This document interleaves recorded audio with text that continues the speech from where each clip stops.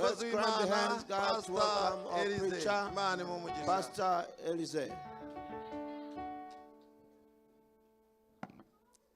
Yes, ashimwe cyane.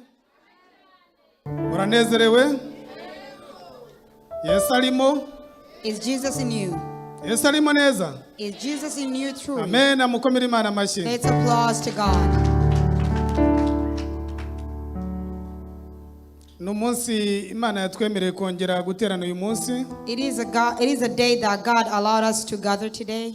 Kuko Imana itabyemeye ntibyashoboka. Because if God did not approve it, it would not have been possible. Ariko Imana kuko yabyemeye. But because God has approved it, yakurinze nanjye irandinda. He protected you and myself as kugira ngo uyu well. munsi tuboneka ahangaha. So we can be here every day. Rero hari icyo Imana yaguteguriye. So there is something God has prepared Sije for you. ubivuga. I'm not the one who is saying it. Ni Imana yonyine iri buce muri jewe ikakubwira. It is God who is passing through me and telling you. Shimye Imana rero yashimye ko uyu munsi mpagarara imbere yanyu. I thank God who allowed me to stand here. Iyo Mana niyo gushimwa. It is a grateful God. Rero namwe mwiteguye kumva. You should be prepared to hear. Imana ibahe umugisha. God bless you all. Amena. Amen. Kandi nawe utega amatwi ntuze gutaha ubusa. You should open your ears so you cannot go home empty. Burya si byiza kugira ngo uze ku rusengero utahe nta jambo utahanye. It is not great to come to church and go home without a word. Ariko iyo utahanye ijambo, but once you go with the word, riragufasha. It always help you. Kuko ijambo rikwereka uko ukwiye kwitwara. A word always teach you how you should carry yourself. ijambo muri wowe, but if you don't have a word within you, witwara uko ubonye. You just go anyhow you want. Amena. Amen. Rero reka dukurikire iby'Imana duteguriye umunsi wa none. Let's follow what God has prepared for us today. Muri aka kanya rero ndabakiriye. In this moment I welcome you all. Ndetse nakiye nabo ku murongo. And those who are online as well. Kugira ngo dusangire ijambo Imana yateguye. So we can share the words of God. Rero abafite Bibiliya. Those who have Bibles. Ndasabye kugira ngo muzifate. I'll ask you to get them. Dusabe umuntu witeguye. We should ask a person who is ready. Adusomere mu gitabo cy'ibyagezwe. In the book of Deuteronomy. Gusubira mu byagezwe. The book of Deuteronomy. Mu Kinyarwanda ni gutegeka kwa kabiri. Deuteronomy in Rwanda the way he says. Hanyuma mu Kirundi gusubira mu byagezwe. The book of Deuteronomy. Sinzi mu Giswahili mu bivuga gute? I don't know how you say in Swahili. Murabizi. Kumbukumbu la Torati. Deuteronomy. Hanyuma turasoma ibice 32. We'll read in the chapter 32. Usubira mu byagezwe ibice 32. Deuteronomy 32. Umurongo wa 29. And verse 29.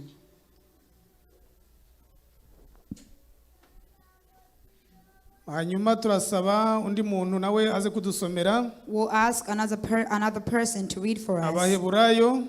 In the book of Hebrews. Ibice 11.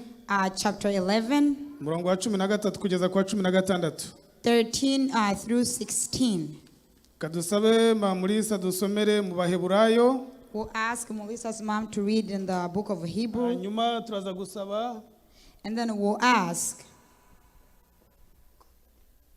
Hanyuma dusabe uyu Claude nawe adusomere mu gusubira mu byagezwe. Claude will read us in the book of Deuteronomy. Ibice 32 umurongo wa 29. 32:29. Reka dusome gusubira mu byagezwe 32 ku murongo wa 29. Muri Bibiliya y'Ikirundi ni nomero 245. Haravuga ati: iyo baba abanyabwenge bo kwibajije ibi bakiyumvira iby'iherezo ryabo. Amen. Amena. Amen. Hano mu rurimi rw'Ikinyarwanda bavuga ngo iyo baba abanyabwenge baba bamenye ibi baba bitaye ku iherezo ryabo. Amen. In English he says, if only they were wise and would understand this and discern what their end will be. Amen. Amen. Reka Mulisa dusomere Abaheburayo 11. Elisa's mom will read in the book of Hebrew umurongo wa 13 kugeza wa 16. 13 through 16. Turasoma mu izina rya Yesu Abaheburayo igice cya 11 umurongo wa 13 kugeza ku wa 16. Haravuga ngo abo bose bapfuye bakizera batarahabwa ibyasezeranijwe ahubwo babiroraga biri kure cyane bakabyishimira bakavuga ko ari abashyitsi n'abimukira mu isi. Abavuga batyo baba berekana yuko bashaka gakondo. Iyo baba barakumbuye iyo bavuyemo baba barabonye uburyo bwo gusubirayo, ariko noneho barashaka gakondo irusha icyo gihugu kuba cyiza ariyo yo mu ijuru. Amen. Amen. Sinzi niba mu Kirundi mwabyumvishije neza. Reka umwe asome mu Kirundi kugira ngo mubitahure neza. Claude will read in Kirundi so you can understand it well. Abaheburayo bica 11 umurongo wa 13 kugeza wa 16. Reka dusome Abaheburayo 11 ku murongo wa 13 haravuga ati abo bose bapfuye bacizeye batarahabwa ibyasezeranywe ariko barabibona bari kure bakabisasira bakemera kwakarakantara n'ingenzi ku isi. 14 bakavuga batyo baba barekana yuko barondera igihugu cyabo bwite. Iyo baba barakumbuye ico bavuyemwo baba barabonye uburyo bwo gusubirayo, ariko noneho barifuza igihugu kiruhije ico kuba ciza nico mu ijuru. Nico gituma Imana itamarazwa no kwitwa Imana yabo kuko yabateguriye igisagara. Amen. Amen. Amen. Soma mu Cyongereza. I will read in the book of Hebrew, chapter 11, 13 through 16. We read in Jesus' name. All these people were still living by faith when they died. They did not receive the things promised. They only saw them and welcomed them from a distance, admitting that they were foreigners and strangers on earth. 13. People who say such things show that they were looking for a country of their own. 15. If they had been thinking of the country they had left, they would have had opportunity to return. 16. Instead, they were longing for a better country, a heavenly one. Therefore, God is not ashamed to be called their God, for he has prepared a city for them. Amen. Amen. Amen. Aya ni amagambo tugiye kuganiraho. These are the words we're going to talk about. Umutwe w'amagambo uravuga ngo kuzagira iherezo ryiza. The title says to bring good thinking. Amagambo tugiye kuganira no kuvuga ngo kuzagira iherezo ryiza. The words are says to have a great ending. Iherezo murarizi? Do you know the ending? Amen. Amen. Kuwa na mwisho wako mzuri. To have a great ending. Ukuvuga ngo kuzagira iherezo ryiza. To have a great ending. Numvishije muri korali nibari tumaini numvishe barivugamo kuzagira iherezo ryiza. In the choir they say we will have a great ending. Upendo? The choir. Iryo jambo naryumvishije. I heard that word. Rero amagambo tugiye kuganiraho. The words of God we're going to talk about. Namagambo meza cyane. There are great words. Atwereka yuko mu byo dutegura byose. That shows us in whatever we prepare. Mu byo dukora byose. In anything we do. Tukiri hano mu isi. While we're still on this earth. Tugihumeka umwuka w'abazima. While we're still breathing.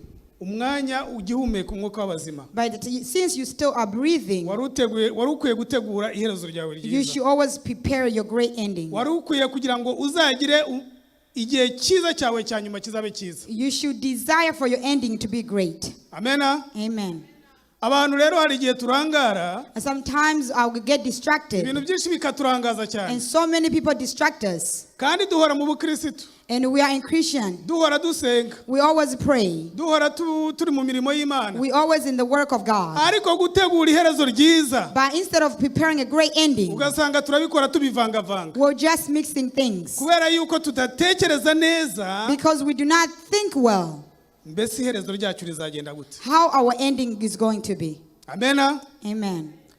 rero aya magambo twamaze gusoma mu gusubira mu byagezwe In the book that we read in the Deuteronomy, ni ukuvuga ngo abisirayeli bari mu gihugu cy'i Mowabu when Israelites were in the country of Moab, bitegura kugira ngo bajye mu gihugu cy'i Kanani getting ready to go to Canaan, Mose yarabegeranyije Moses gathered them, arabateranya arababwira ati and he gathered them and told them, iby'Imana yadukoreye ni byinshi what God has done for us is many. kandi yadukoreye ibikomeye And he has done very powerful things for ndetse us. ibidukorera turi mu butayu He did for us while we were in mu gihe desert. twamaze imyaka 40 turi mu butayu When we spent 40 years in desert, Imana yadukoreye byose God did everything for us twifuzaga that we desired. ariko Mose arongera arababwira ati But Moses told them once again, mujye mwubahiriza amategeko 10 y'Imana you should always obey the 10 commandments of God. nubwo Imana yadukoreye byiza Because God did great things for us. ariko mujye mwibuka no kubahiriza amategeko Always y'Imana remember to respect his arongera commandments. ababwira n'amabwiriza yose And he told them all the commandments. ariko arongera arababwira ati But also he told them, hari imigisha mu kumvira Imana there is blessings in listening to hari God. imigisha mu kumvira Imana There is a blessing in obeying God. kandi hari n'imivumo y'abatumvira Imana And then there is a curse in those who don't listen to God. rero abumvira Imana But once you hear God, bazabona iherezo ryiza you listen to God, you have the great ariko ending. abatumvira Imana But if you do not obey God, iherezo ryabo rizaba ribi your ending will be bad. amena Amen. rero Mose amaze kubabwira ayo magambo Once Moses told them those words, rero muri iki gice cya 32 in this chapter of 32, ni bayita ngo indirimbo ya Salomo it shows the song of Solomon, nako ya Mose at the song of Moses.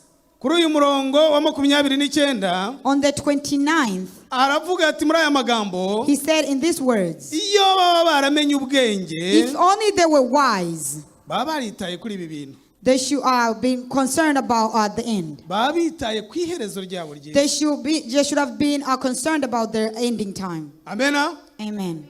hariya mu baheburayo naho twahasomye ngo Also in the Hebrew we read saying ngo abizeye that those who believe, bapfuye batarabona ibyasezeranijwe they died before seeing what was ariko promised. babonaga babibona biri kure They were seeing it from the ariko distance, babyizeye but they believed in them, bavuga ati tuzajya mu ntara yacu saying we will go into our country. intara yacu ni mu gihugu cyo mu ijuru Our country is in heaven. mu kinyarwanda ngo intara yacu gakondo yacu ni mu ijuru In Rwanda it says our country is home in heaven. amena Amen. rero turakwiye rero uyu munsi wa none kongera gutekereza ku iherezo ryacu We should always think about ending. abantu bategura aho bazaba heza Are people prepare where they're going to live?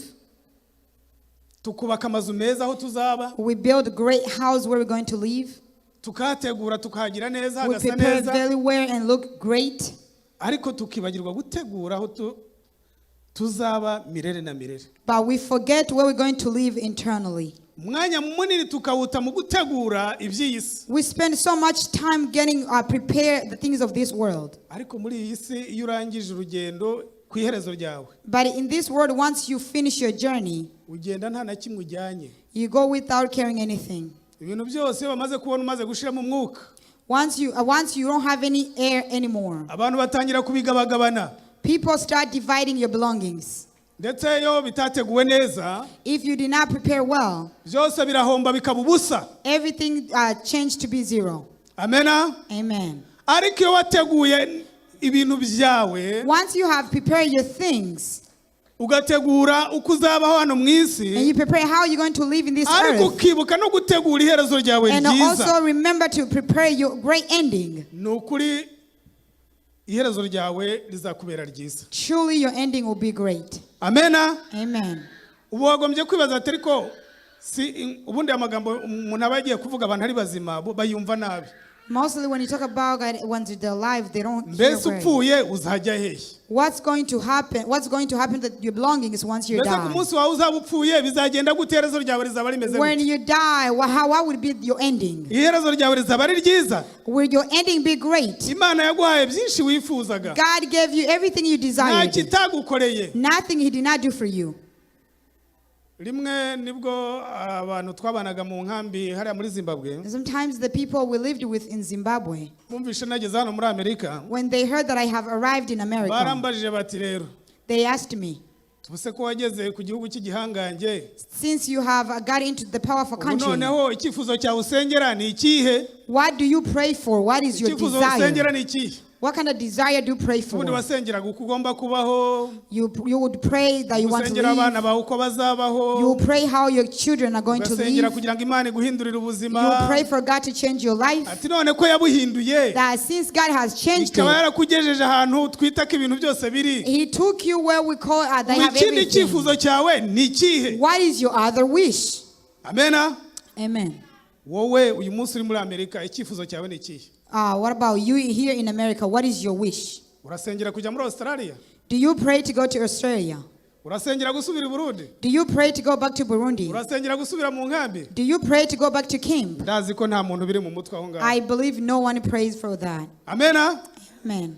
umuntu wese arasenga kugira ngo Imana Every person prays that imuhindurire God ubuzima bwiwe to change their lives. turi muri Afurika umuntu yahoraga bati Imana yanjyanye muri Australia Once we were in Africa, we said, Mana yanjyanye muri God, please Amerika. take me to Australia, take me to Imana America. yanjyanye muri Norvège If God can only take me to ugahora Europe, usenga uvuga ati cyama Imana ikagira uburyo nanjye igira ikindi gihugu or njyana God can change my life in different ways. kumva ibintu byose bizaba byarangiye You will feel like everything will be great. ariko tumaze kugera muri Amerika But once we arrived in America, nubwo twamaze kubona byinshi twifuza even though we have seen so many that we desire, ariko turakeneye ko hari ibindi byifuzo dukwiye guhora dusengera but we still have other wishes or desires we pray ntabwo for. twagezeho twumva byarangiye We did not arrive where we feel like everything is over. turakwiye kumva yuko hari ikindi cyifuzo dukwiye guha We Imana should feel that there is other desire we should give to God. amena Amen. mu ndirimbo ya Jehova Jire In the song of mu ndirimbo ya Jehova Jire in the book of Jehovah Jireh, bavugamo bati uzandindira ubugingo bwanjye he says, "Protect my life. uzame kuzagira ngo nzabone iherezo ryiza Give me a great ending." amena Amen. icyifuzo cyawe uyu munsi ni ikihe What is your wish today? ibyifuzo ndazi ko ari byinshi I believe there is so many wishes. uri muri Afurika wari ufite ibyifuzo birenze mbese byinshi cyane When you were in Africa, you had so many wishes. ndagira ngo nkwibutse yuko tutageze aho tugera I want to remind you that we did not arrive where ngo we twicare arrived. dutuze twumve ko twageze aho tugomba kugera nyine Where tuzaruhukira we sit and relax and feel like we have arrived. ku bakristo turacyari mu rugendo On Christians, we're still on journey. amena Amen. ku bakristo turacyari mu rugendo On Christian, we're still on journey. urugendo rwo kujya mu gihugu cyo mu The journey of going in the country of Amen. heaven. Amen. ku by'Imana yadukoreye For what God has done for us, ku byo twayisabye ikabiduha for what we asked of Him and He gave us, ku by'Imana yaraguhinduriye for the things that God changed for you. ndasaba ngo uyimere amashyi n'impundu I ask you to applause to Him.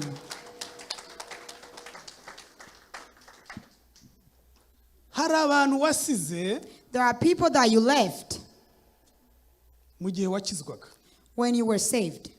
wasize abajura You left thieves. ahari nawe wari umujura Maybe you were a thief. ntawe ntunze urutoki ariko jyewe nariwe I was one of the thieves.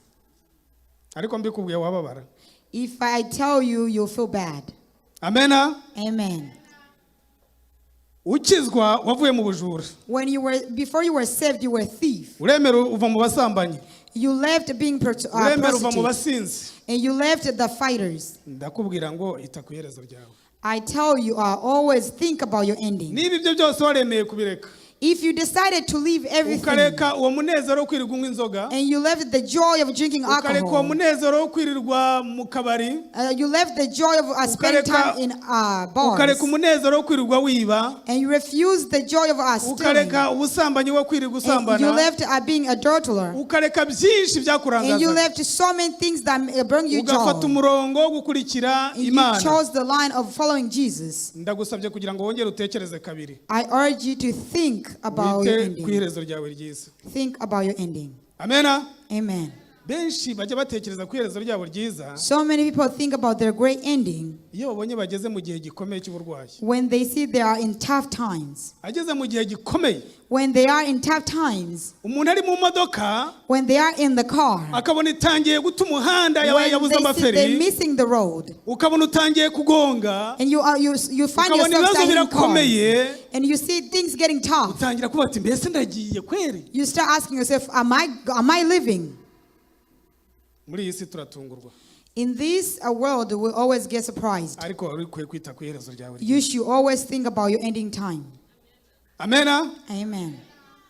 Waba ukiri mutoya, Whether you are young, hari igihe umuntu avuga ngo ndacyari mutoya, ngo ndacyafite imyaka myinshi. sometimes you might say, I'm still young, I have ahead of Hari time. igihe avuga ati mfite imyaka 50, ndacyafite indi myaka. I am 50 years old, I still have many years to Ariko come. isaha yose ushobora gutungurwa. Anytime you can be surprised. Ariko ijambo ry'Imana naryo rikakubwira riti But the words of God tells you, urakwiye gutegura iherezo ryawe, you should always prepare your ending. kuko utazi umunsi n'igihe. Because you don't know the day and the time.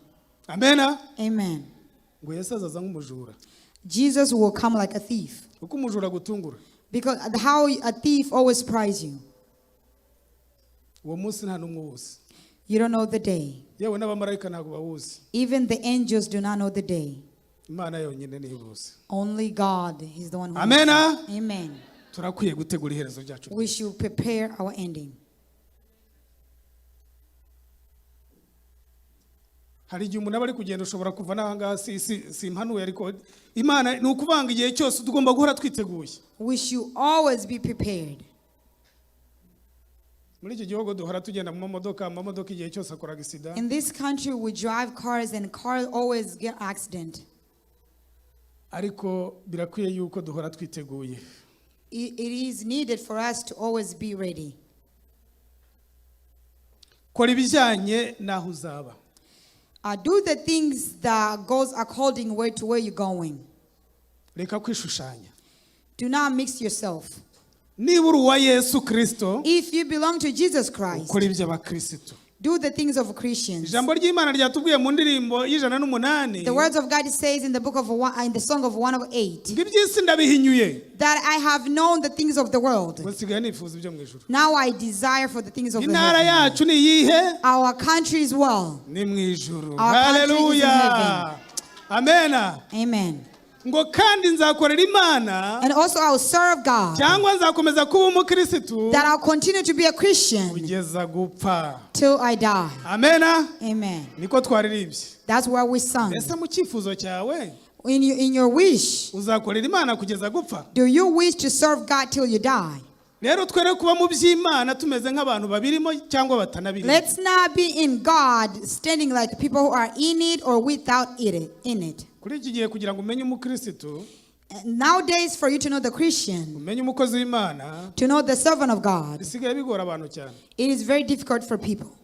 Bisigaye bigora abantu cyane. It is very difficult for Ari people. nayo mpamvu gukizwa kw'abantu bigoye. And sometimes being saved of Kuko nowadays is bareba imbuto hard. zacu For them to get their fruit, bagasanga atari izigana mu gihugu cyo mu ijuru. the fruit they bear is not the fruits that go into heaven. Ugasanga abantu bahagaze mu mayira abiri. People will be in crossroads. Arashaka kujya aha, arashaka no kujya They ahangaha. want to go in this way and they want to go this way as well. Hitamo inzira imwe. Choose one way. Amena. Amen. Hitamo inzira imwe. Choose one way. Mbahaye urugero nk'abantu tuvuye wenda urugero ntanze wenda ku gihugu cy'u Burundi. If I give you an example on the country of Burundi, Ngatanga n'urugero ku gihugu cya Kongo. and I give an example on the country of Congo, Burya abantu batuye ku mupaka aho ngaho. the people who live at the border, Abarundi batuye ku mupaka wa Kongo, the Burundians who live in the border of n'abakongomani Congo, batuye ku mupaka w'u and Burundi, the Congolese who live in the border of Burundi, akenshi usanga nk'abakongomani kugira ngo uzabatandukanye uvuge uti n'abarundi For you to n'abakongomani decide, birakugora to get to know which one is Congolese or Burundian is very baba bavuga difficult. ururimi rumeze kimwe ari Kirundi Igiswahili Usually they byose speak Kirundi and Swahili and they all kugira get ngo together. uzabatahura birakugora. It is very difficult for you to get to know them. Ushobora kujya muri Kongo kumva baravuga Ikirundi kubata ni muri You might go to Kongo Congo cyangwa and ni you hehe, find them speaking Burundi. You ask yourself, is this Congo or not? cyangwa se abari mu Rwanda no muri Kongo ugasanga abanyarwanda baravuga abo muri Kongo baravuga Ikinyarwanda You ukibaza ni find muri people Kongo in cyangwa Congo muri Kongo. speaking Rwanda and you ask them, are they Congolese or Rwandese? Hari abakristo rero ushobora kureba gutyo ukaba utabatahura There are some Christians who are like that. You will ukaba not understand utabamenya. them. You will not know them. Aba ni abakristo, Are they Christians? aba ni abakozi b'Imana Are they the servants of God? cyangwa aba ni ab'isi. Or they are the people of the world? Amena. Amen. Rero kugira ngo uzabamenye For you to know them, uzabamenyera ku mbuto zabo. you know them by their fruits. Hallelujah. Amena. Amen. Burya nutindana n'umukozi If you do not get along with the servant of God, ugatindana n'umukristo and you feel the Christian, uzamenya niba ajya mu ijuru cyangwa niba atajya mu ijuru. you know whether they're going to heaven or not. Ariko numubona umunsi umwe But once you see a person one day yaka umuriro that they have fire on them, avuga iby'Imana cyane saying the things of God a asimbuka lot, cyane jumping a lot, yerekana yuko iby'Imana byuzuye muri we, showing that they are filled with the things of God. ariko bikagutangaza mu kanya gato But it be as amazed to you in short time, ugasanga niwe uri mu bushurashuzi, they will be committing adultery. ugasanga niwe muntu uri gukora ibintu bibi cyane You find them doing very bad things. kandi yirirwa avuga ngo Imana ni nziza. And they always say God is great. Benshi b'abantu badahagaze neza Many among those who do not stand well, bazarangwa no guhora babivuga mu kanwa gusa. they'll only say in their mouth. Ibyabo ni ukubivuga mu kanwa, They'll only say by the words, ntabwo bijya mu bikorwa. but it never get into work. Aho ngaho iherezo ryiza rirakugora. That is very bad for your ending. Ariko turakwiye gufata umwanya But we should always take time tugatekereza neza and think well tukavuga ati ntago twageze iyo tujya, and say we have not arrived turacyari where mu we're going. rugendo. We are still in our journey niba dutegura hacu heza, where we prepare our great place, tugategura amazu meza, that we prepare great houses, tugategura amamodoka prepare meza, great cars, tugategura kubaka ibintu by'amazahabu. prepare to build things of Ariko nagira ngo diamonds. nkubwire, But I want to tell you, niba ubishyiramo imbaraga, if you put your strength ariko in it, imbaraga nyinshi and then so many strength, zishyiraho uzaba mirere na mirere. you should put so much strength where you're going to Hallelujah. live internally. Zishyiraho uzaba mirere na mirere. You should put your strength where you're going to Aho live utazongera forever, kubabara, where you will have no aho pain, tuzongera guhura na bomba atomike, or where you have aho won't meet utazongera anything, kumva ibisasu, where you won't hear aho any utazongera kumva war, za coronavirus, where you will not hear aho anything that is utazongera bad, kumva indwara. Ndumva noneho ngo haje ngo niba ari monkeypox, where you will not hear any monkeypox anymore. niba ari inkende, niba ari iki. Monkeypox. Ibyo nabyo ni ibintu noneho ibyo ngibyo byo bije rirangiza. That one is coming and it is Nibirwaye finished. bigufata akazi biherera ku ntoki, mu ntoki They hose, say it ku starts mubiri on your hose, hand, fingers, palm, and your whole body. ugasanga bimeze nabi cyane, And it is very bad. kandi nabyo birandura mu buryo buteye ubwoba. It always spread in different ways. Bya bindi abantu bihishaga bafite corona, The way people used to Byo ntabwo protect ushobora themselves kwihisha. from corona, this one you cannot protect byo yourself. ntabwo wakwihisha pe, There is no way you can hide. ntibishoboka.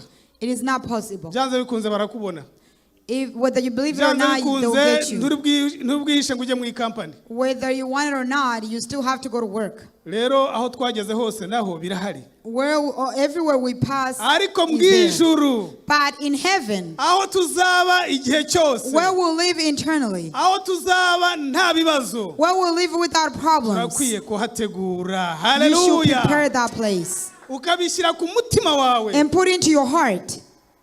ukabizirikana igihe cyose. And you should always think about it every day. Waba uri mu ikampani, Whether you're in company, waba uri mu rugo, whether you are home, waba uri mu byo ukora byose, whether you are whatever you're doing, ugahora utekereza ku iherezo ryawe. you should always think about your ending. Amena. Amen. Rwanira kuzagira iherezo I ryiza, fight to have a great ending. nushaka uzabizire. So it can even be the reason why you are being hated. nushaka bazakugirire nabi. Even if they do bad things to you. Abakurambere baciye mu bikomeye. Those who were before us went through tough Ariko things. barwana kugira ngo bazabone iherezo ryiza. But they fought to have a great ending. Amen. Amen. Nawe uzarwanire kugira ngo byanze bikunze naho waca mu bikomeye. You should fight whether they want it or not. Bakurenganya. Whether they take advantage of you. Bakugirira nabi. Whether they do bad things to you. Baguhora kuri umukristo. Because you are Christian. Baguhora gusenga Imana. Because you worship God. Wakubitwa. Even if you've been whooped. Haranira kuzagira iherezo ryiza. Fight to have great ending. Amen. Amen. Ndagira ngo ubwira ngo naho waba mu bigeragezo bikomeye. Even though you'll be in so many Naho waba uri temptations. kuririmba ugasimbuka. Even when you're dancing and jumping. Ufite ibibazo. If you and you have problems. Uravuga uti naho mfite ibibazo. You always say, even if I have Naho ndi problems. guca mu bigeragezo. Even if I'm going through Ariko temptations. nzi ko nzabona iherezo ryiza. I know I'll have great ending. Banyeshuri mwiga. As students who go to school. Naho muri gutegura imbere yanyu heza. Even though you prepare your future. Muvuga muti natwe tuzabona akazi keza. So you can have great jobs. Ibyese biraguhinduka. The things of the world always change. Bihinduka mu kanya gato. It changes in a very short time. Umuntu ashobora kwiga. You might be educated. Ukagira amadiploma, ukagira amadigiri. You have so many diploma or degrees. Byagera ku munsi wa nyuma yo kuyabona amadigiri. At the end of the day you receive your degree. Bigahinduka udakoresheje amadigiri yawe. And then it will change. Ariko iyo wateguye iherezo ryawe ryiza. But once you have prepared your great ending. Nta kibazo bufite. You don't have any Hallelujah. issue. Hallelujah. Amen. Amen. Tegura amasomo yawe mwana we. Prepare your education. Tegura ubusore bwawe. Prepare your youthness. Ariko ntiwibagirwe no gutegura iherezo But ryawe. never forget your ending. Amen. Amen. Reka tureke kuvuga ijuru ku munwa gusa. Let's not say the heaven just by our mouth. Dusobanura abo turi bo. Let's interpret who we are. Nubwo isi duhemukira. Even if the world that always Tugakora change on ibintu us. bigahinduka. And then things change. Tugategura ibintu bigahinduka. And we prepare things but they always change. Ariko Imana yo ntabwo izaduhinduka. But our God will never forsake us. Amen. Amen. Imana ntabwo ishobora kuduhinduka na gato. God will never forsake Waragendanye nayo us. neza. Once you have known him, Ntabwo izaguhinduka. he will never change on you.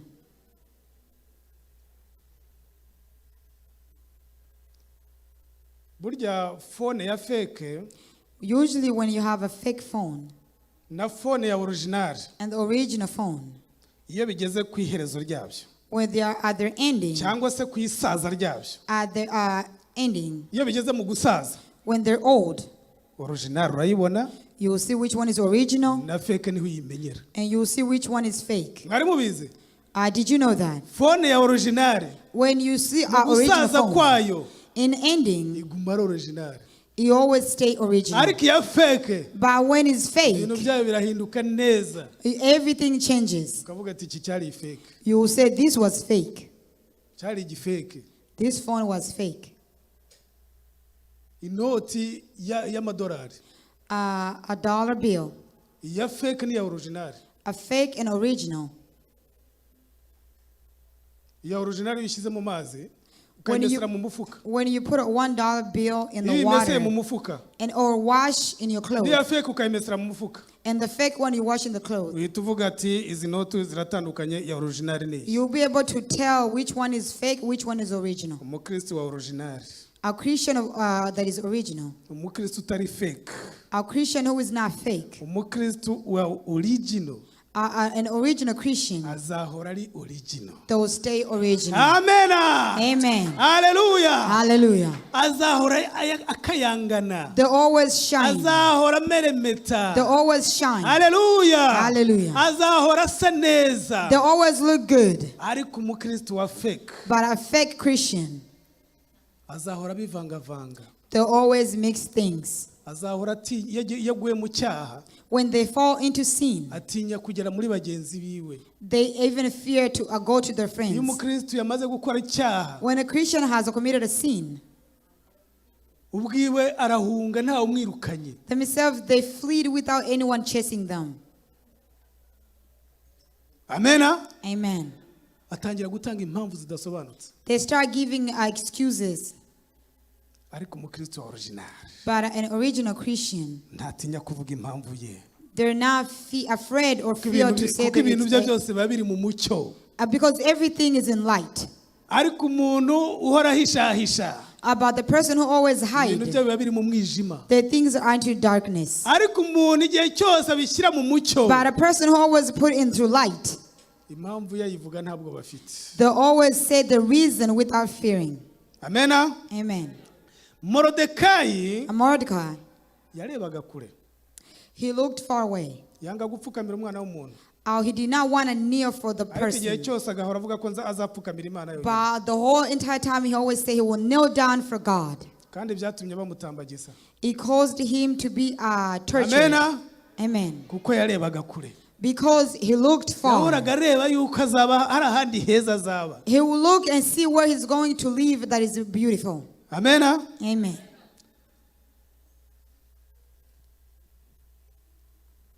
Iyo ureba kure, Once you look far, ntureba imbaraga z'imiryango, ntureba imbaraga za famiye, you do not look the strength of the family.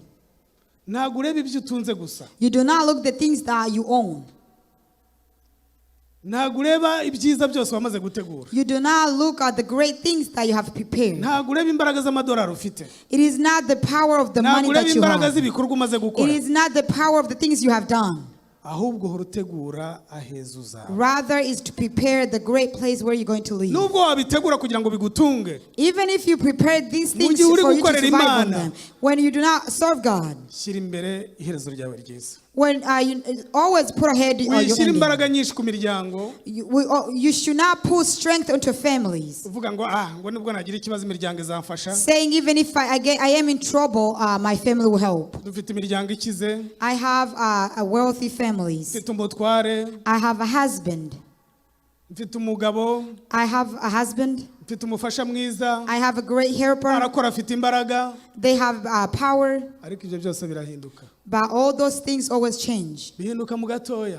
They change instantly. Umugabo aguhinduka mu kanya gatoya, A man can change on you in very short time. umufasha ashobora kuguhinduka mu kanya A gato, helper can change in very short time. kandi wari umwezeye 100%. And you believed and trust them 100%. Ariko muze twizere Imana yacu. But you should come so we can believe Niyo in our idahinduka. God. He's the only one who does not change. Yesu Hallelujah. niwe nzira n'ukuri n'ubugingo. Jesus, he is the way, Ntawe truth, uzajya and kwa light. data No one who can go to atari Father. umujyanye. Rather him taking you. Hallelujah. Yesu niwe nzira. Jesus is the path. Mureke izindi nzira.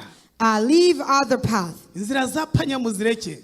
Let's not take other roads. Inzira za bugufi The muzireke. shortcuts. Duce mu nzira ya straight. Let's take a straight path. Inzira inyura kwa Yesu. A path that takes us to heaven. Ngo ibya Yesu ni ku murongo. That is, we'll choose to be Hallelujah. righteous. Hallelujah. Amena. Amen. Mureke dutegure iherezo ryacu ryiza. We should prepare our ending. Rero ndagira ngo mbabwire ngo I want to tell you this.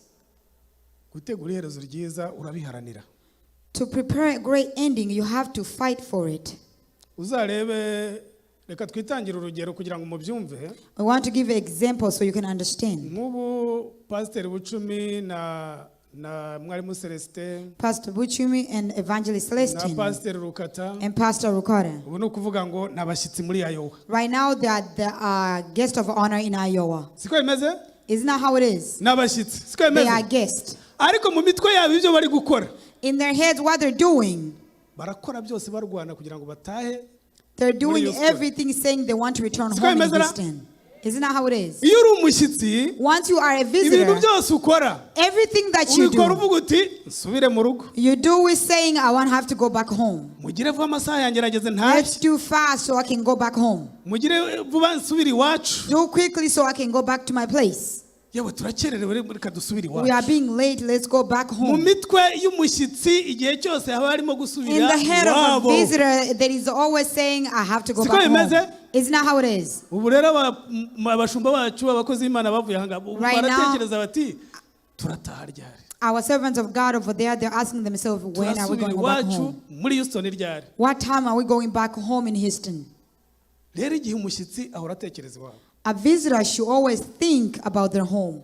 twebwe natwe turabashyitsi hano muri iyi si. As we are visitors in this earth. Kubera ko turabashyitsi rero. Since we are visitors. Dukwiye guhora dutekereza nk'abashyitsi. We should always having a thought like a visitors. Knowing that we do not belong here. Ariko ahacu harahari. But we have our place. Amen.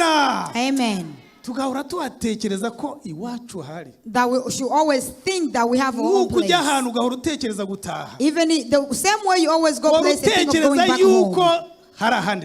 That you should always think that there is other place we're going to live. Amen. Amen. Are we together? Do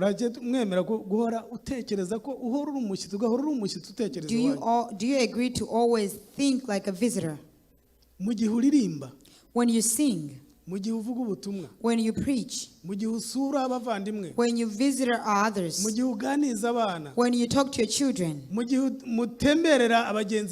you visit your friends, when you are with your family, always think about your great ending. Amen. Amen. If when you did not prepare well, you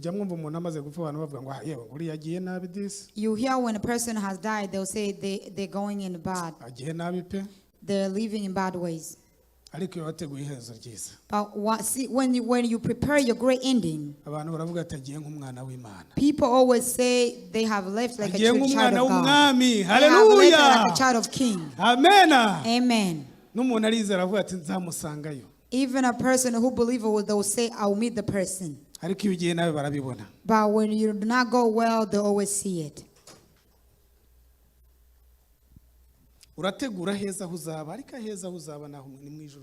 Prepare where you're going to live, which is only in heaven. Usually, let's talk about our young girls when they prepare. Watch on the bride, they prepare good things. Where she's going, her event is going to take place. And they do so many things for them. They clean her and they do great things. And they prepare every beautiful thing. For that time when she arrives, she will say things are great. And us, our place is being prepared. Jesus said, I'm going to prepare where you're going to live. I will return to take you. Hallelujah. Will you be ready by the time he comes back? Will you be in your moment? If he surprises you right now, will you go with him? Amen. Amen. Ask yourself that question in your heart. If he surprised me right now, would I go with him? There are something that I have seen nowadays in the people.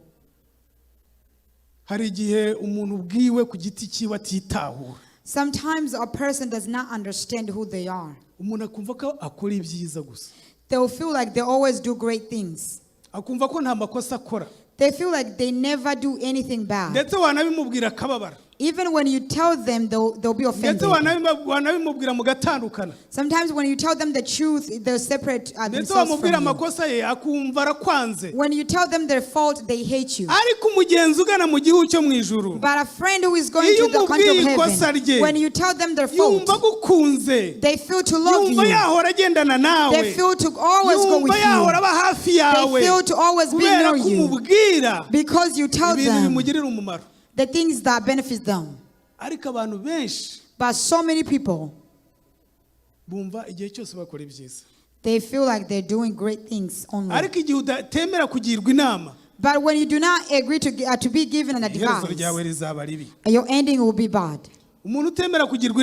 A person who does not agree to be consulted, your ending will be bad. If you do not agree to hear the words of God, your ending will be worse. Because you don't care about it. Because you do not let your friend advise you. You do not let your friends advise you. You do not agree for the servant of God to give you advice. Instead, you start saying they hate you. Instead, you say, I'll leave this church. Instead, you said this church is bad. Rather, they're putting you in a great place. You should be patient. nibaguhugura When they give you advice, biraryana mu mutima it always hurts, ariko yemera baguhugure. but agree for them to give you great Niyo nzira advice. nziza yo kugana mu That gihugu is a cy'umugisha. great path. Amena. Amen. Mu Rwanda niho njya mbona abadamu bakunda kujya kuri YouTube cyane. In Rwanda is when I usually see women on YouTube. Bakarira amarira menshi cyane. They cry so much tears. Umugabo yaranyishe, umugabo yangiriye nabi, umugabo My yanesheje umutwe. husband did this and that and that. Umugabo yanyishe mpagaze. My husband killed me while I'm standing. Nyamara ubajije umugabo wasanga nawe hari agahaze muri we. If you ask the husband, they might have something else to say. Ariko amakosa yose akagenda akayaroha ku bintu ku muntu But umwe they gusa. put all the faults on their Kuba husbands. abana ari babiri When two people live together, ntago muri mwese haburamo ufite ikosa. among them there has to be someone at the fault. Amena. Amen. Ariko ndababwira ngo mugirwe inama. But I'll tell you, you should be advised. Nibwo muzaba muri mu murongo mwiza wo kujya mu gihugu cyo. That's when you'll be in great land to go to heaven. Umugabo nakugira inama yumve. When a husband give you an advice, Umufasha nawe listen. nakugira inama When a wife give you an advice, listen to it. Bana bato nimugirwe inama mwemere. Children, if your parents give you an advice, agree to it. Bizabababaza. Because it will hurt you. Ariko nubyemera But once you agree to it, bizakugeza ahantu heza. it will take you to a great place. Hari abana b'abakobwa bagiye bakizwa ari batoya. There are some young girls that were saved when they were young. Ariko bakagirwa inama bakababara. But they were given advice and they would feel bad. Ariko iyo bamaze gukura But once they grow up, bagiye gushaka when they get married, batangira kuvuga ati bababyeyi bangiriye neza. they start saying, my parents did great. Amena. Amen. Atangira kwibuka ko bamugiriye neza. They start remembering that they did great for Atangira kwibuka them. ko bamushyize mu murongo mwiza. They start remembering that they put them into the right path. Kuko bamuhaye bizamufasha kubana n'umugabo. Because they gave advice that was helping to live with another person. Amena. Amen. Reka rero dutegure iherezo ryacu ryiza. Let's prepare our great ending. Iminota irarangiye. Our minutes are going. Mureke dukomere ku Mana yacu. Let's stay strong unto our God.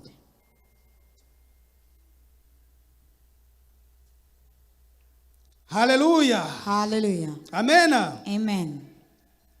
Hari igihe umuntu atangira neza. Sometimes a person starts well Ariko umuntu akazarangiza nabi. and they end in a bad way. Gutangira bigaba byiza. The beginning is always great. Gutangira ugatangira uri mu Mana neza. You start with your beginning into God. Ariko wajya gusoza ugasoza nabi. When you end worse. Ndakwifuriza kuzatangira neza ukazasoza neza. I wish for you to start great and end great. Uko watangiye The way you started, ikizitabwaho cyane it's not as that important. nuko washoje. It is how you end. Ku iherezo ryawe nicyo kizitabwaho cyane. You should always care about your Ntabwo ending. hazitabwaho ko watangiye. They will not care how you Ikizitabwaho started. cyane nuko They will uzasoza. only care how you will end. Hallelujah. Hallelujah. Nibyo bizitabwaho That cyane. will be the only thing will be Reka concerned. ndangirize kuri ibi bintu rero. Let me going to tell you these things.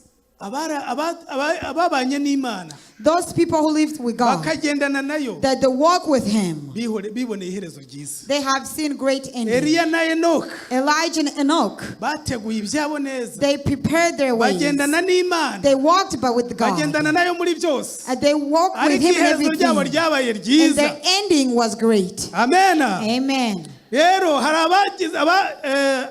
abatumye iherezo ryabo riba ribi Some people caused their end to be kandi bad baratangiye neza. when their beginnings Ariko iherezo were ryabo great, ryabaye ribi. but their ending was bad. Iyo turebye Samusoni When we look at Samson, dusanga yarabaye umuntu ukomeye cyane. he was a powerful person. Ashwanyaguza intare.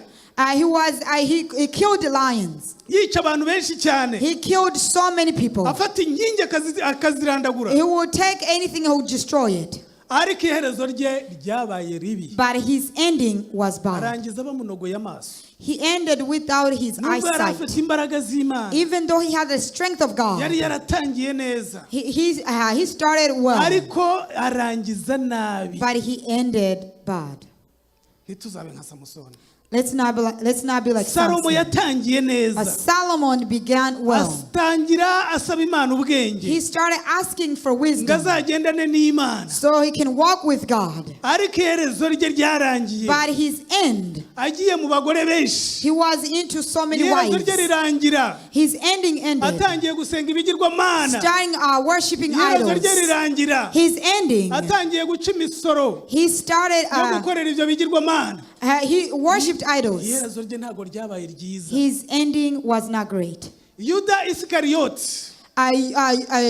Judah, Ntago iherezo rye ryabaye ryiza. his ending was not great. Yagambaniye umwana w'Imana. He sold the child of God. Yaratunze yabanye na Yesu igihe kinini. He lived with Jesus for a long time, Imyaka 3. 30 years. Yamwigishije byinshi. He taught him so Yabonye many. ibitangaza akora. He saw so many miracles he Ndetse ngo performed. yabikaga n'ifeza. He's the one who kept the Yabikaga offerings. amahera. He kept the offerings. Ariko irari ry'amahera But the greedy of money byatumye agurisha umwana w'Imana. caused him to sell the child of Iherezo rye God. rirangira nabi. And his ending was bad. Kandi yari yaratangiye neza. And his beginning was Bene great. data. My beloved ones, Bakristo twatangiranye urugendo. Christians who start journey Wowe together, nanje. you and I, Reka dutegure iherezo ryiza. let's prepare great ending. Reka tuzasoza urugendo rwacu neza. Let us end our journey great way. Cyama twese tukazahurira mu gihugu cyo mu ijuru. So all of us we can meet in the country of Ariko heaven. uzi ukuntu byatubera byiza. It will be great. Amen. Amen. Reka dutegure iherezo ryiza. Let us prepare our great Ikintu ending. cyakubuza rero kujya mu ijuru. The only thing that will stop you from going to Ikintu heaven, cyakubuza kuzagira iherezo the ryiza. thing that will stop you from having great ending, Kutizera Imana yawe. to not believe your God. Bizakubuza kubona iherezo ryiza. It will cause you to not have great ending. Guhora mu byaha. Or to always stay in sins. Nta herezo ryiza uzabona. You can never have a great ending. Bene Eri The children of El, babonye iherezo ribi. they saw a bad ending. Rero ndarangije. I'm going to end. Ariko ndagira ngo nkubwire ngo I want to tell you, tegura iherezo ryiza. prepare great ending. Iyo umaze kuvamo umwuka, Once you have no breath in you, ntago ari umwanya wo gutegura iherezo ryiza. it is not a time to prepare your Iyo ending. ugeze mu bihe bikomeye, Once you are in tough times, ugeze muri koma, when you are in coma, ntabwo ari umwanya wo gutegura iherezo it ryiza. is not a time to prepare your Hari igihe ending. utabasha kuvuga ngo wature. Sometimes you cannot even confess. Ariko umwanya nk'uyu uri But kubibwirwa at this great time, ni wo gutegura iherezo ryiza. it is for you to prepare your ending. Abumvise ijambo ry'Imana, Imana baha Imana amashyi. All those who have heard these words, applause to God. Uzame kuzagira iherezo ryiza. Give me to have a great ending. Reka dusema muri Elisa duterera akarimba kavuga ngo uzame kugira iherezo ryiza. Namwe Ask Elisa's murakazi. mom to give us chorus to give me great ending. Iherezo ryiza mana uzame. Iherezo ryiza mana. Jana gatena. Iherezo ryiza mana. Ntangorane nabyo. Uzame iherezo ryiza, uzame iherezo ryiza mana, uzame iherezo ryiza, uzame iherezo ryiza, uzame iherezo ryiza, uzame iherezo ryiza mana, uzame iherezo ryiza, uzame iherezo ryiza mana. Mukomeze mugatere uwifuza kugira ngo ace bugufi Continue. abwira ati Imana mbabarira uzame nanjye gukomeza gutegura iherezo ryanjye ryiza. Niba wumva uhari wowe wifuza ko Imana yaguha imbaraga, And you desire for ngwino God to give you uze hano strength. tugusengera Imana Come forward so we can kugira ngo pray for Imana you. ikomeze guha imbaraga So God zo can give you gukomeza strength gutegura iherezo ryiza. to prepare your great ending. Iherezo ryiza, Yesu urahari? uzame iherezo Urifuza gutegura iherezo ryawe ryiza? Come forward so you can have great ending. iherezo ryiza, Niba uhari ngwino dusenge. If you are there, come forward so we can Niba pray. wifuza ko iherezo ryawe ryaba ryiza, If you desire for your ending to be great, niba wifuza ko iherezo ryawe ryaba ryiza, if you desire desire for your ending to be Ngwino hano good. bigira icyifuzo. Come here so you can have a wish. Ngwino hano bigira icyifuzo. Come here so you can have a wish. Ngwino and desire. ubisengere. So we can pray for you. Usengere kuzagira iherezo ryiza. To pray so you can have great ending. Ngwino usengere kuzagira iherezo ryiza. Come so you can pray to have great Iherezo ending. ryawe rizakubera ryiza. So your end will be great. Iherezo ryiza. Uzame. Iherezo ryiza mana. Uzame. Iherezo ryiza. Uzame. Iherezo ryiza mana. Uzame. Iherezo ryiza. Uzame. Iherezo ryiza mana. Uzame. Abarwayi, abafite icyifuzo, ngwino hano dusenge Imana. Iherezo ryiza mana.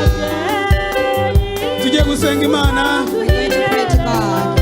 Ndasengera abaciye bugufi kugira ngo Imana ibababarire. I will pray for those who are Pastor not. Ezekiyasi arasengera kugira ngo Imana ikize abarwayi. Pastor Ezekiel will pray for those who are Pastor sick. Mwarimu Posiyano Evangelist Posian kugira ngo asengere abantu babone inkomezi, babone imbaraga, who will pray for strength kandi asengere no kugira ngo bazabone n'iherezo ryiza. and also pray so they can have a great ending. Sawa rero reka dusenge Imana.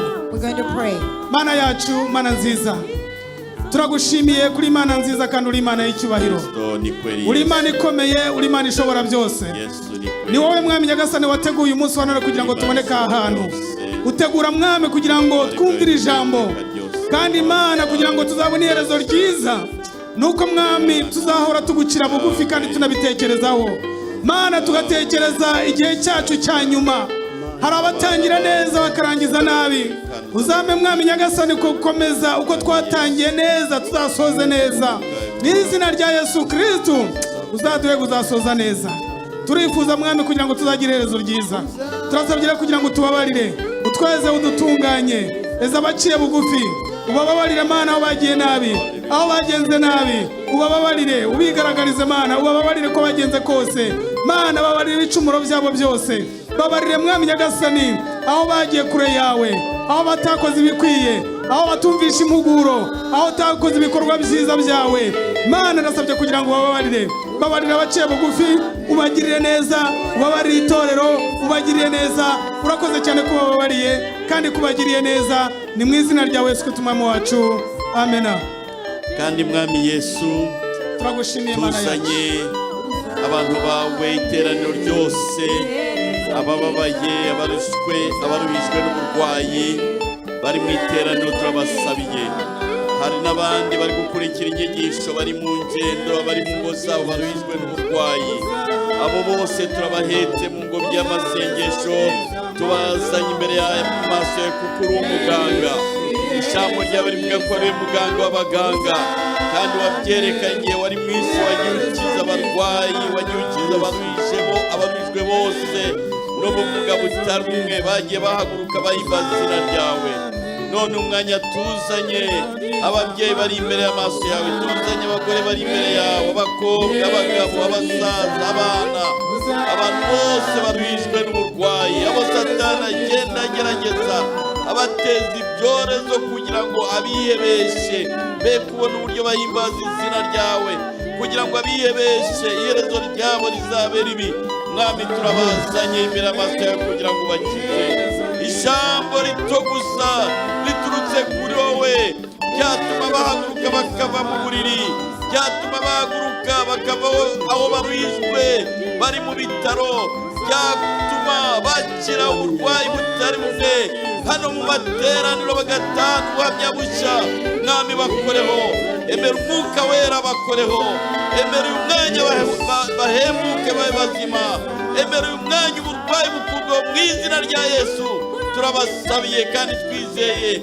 Urakoze mwami kutwumvise, ukoze ku bagaragu bawe bari hano, ukoze ku bagaragu n'abaja bawe bari mu materaniro, ukoze ku bagaragu n'abaja bawe bari mu ngo zabo bari gukurikira inyigisho n'abari mu rugendo. Mwami turagushimye kutwumvise, dusabye twizeye mu izina rya Yesu Kristo umwami wacu. Urakoze, amen. Mwami wacu Yesu Kristo, nyiri imbaraga, nyiri ubushobozi, uri Imana nyamana kandi uri Imana ikiranuka, uri Imana ishoboye byose, uri Imana yahozeho kuva kera kose na n'uyu munsi akaba ari we uriho. Mwami Yesu, tuje imbere zawe Mwami Yesu Kristo, nkwereka ubwoko bwawe ahangaha. Hari abapfukamye, hari n'abandi bapfukamishije imitima yawe. Ndakwinginze kugira ngo Mwami Yesu ubambike imbaraga zivuye mu ijuru, ubagirire neza.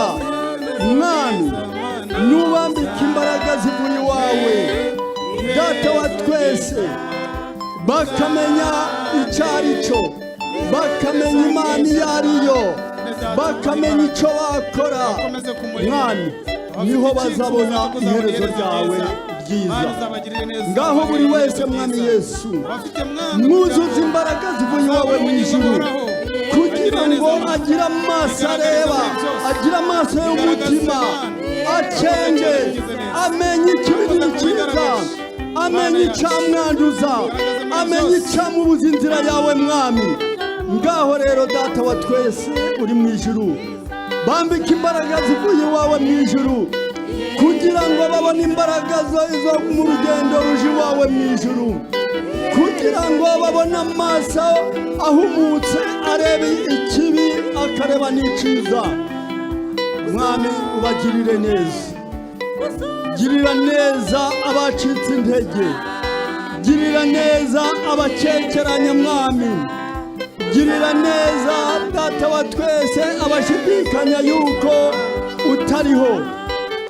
Girira neza Mwami, ushoboze buri wese, kugira ngo igihe nikigera Mwami twese na twese tuzahurira imbere z'amaso yawe, kugira ngo tugere imbere zawe Mwami.